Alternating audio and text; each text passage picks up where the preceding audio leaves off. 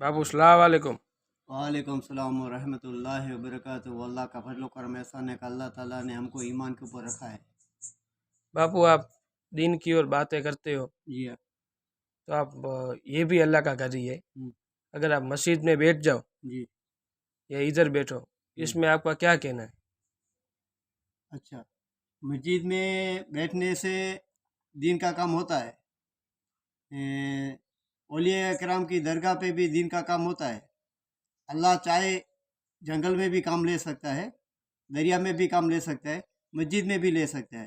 अगर दीन को आपको तलब है तो दीन का काम आप करना चाहो तो किधर भी कर सकते हो। आजकल दरगाहों के ऊपर जो बैठे हैं लोग खिदमत करने के लिए, तो दरगाह की खिदमत करनी चाहिए, आने वाली उम्मत की भी खिदमत करनी चाहिए।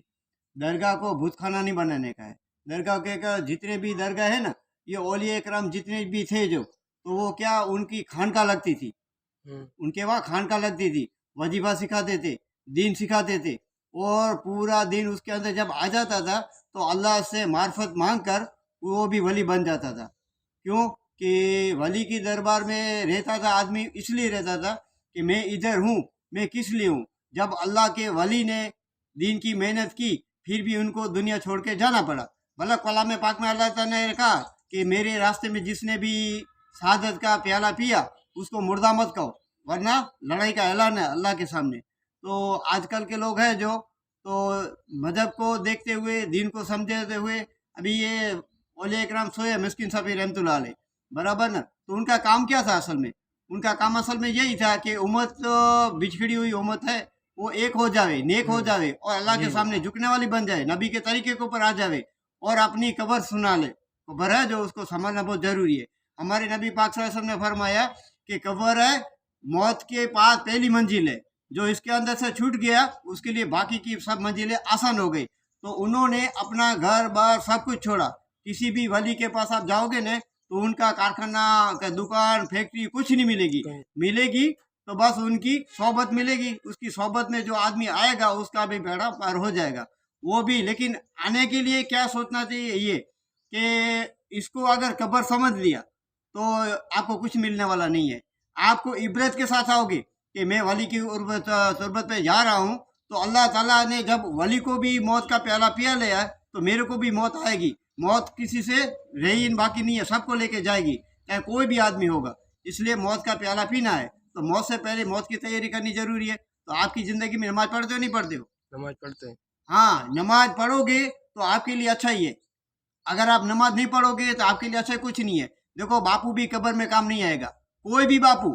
मैं तो यूँ कहता हूँ आपको मेरे भाई, आप जहाँ से भी आए हो, आप कोई भी मौलाना को छोड़ो।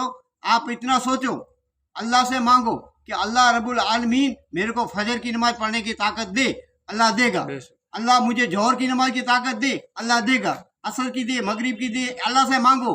जब नमाज तुम्हारी सही हो जाएगी और तुम नमाज पढ़ना सही से हो जाओगे तो तुम्हारे को किसी का गुलाम बनने की जरूरत नहीं होगी, किसी बापू का हाथ चूमने की जरूरत नहीं होगी।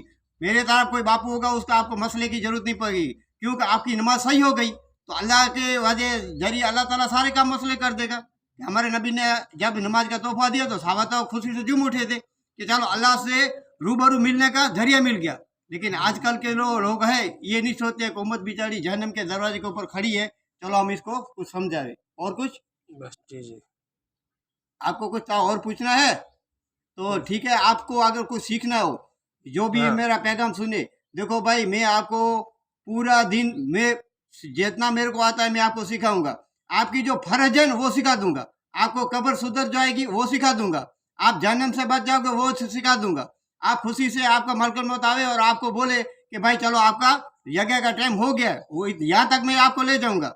लेकिन खुदा तो मैं नहीं हूँ, और ना तो मैं कोई वली हूँ, ना तो कोई मैं आलिम हूँ। लेकिन मेरे खुदा के ऊपर मुझे यकीन है कि मैं मेरे नबी का तरीका सिखाऊंगा, तुमको जन्नत मिलेगी। ये बात सही है, ठीक है?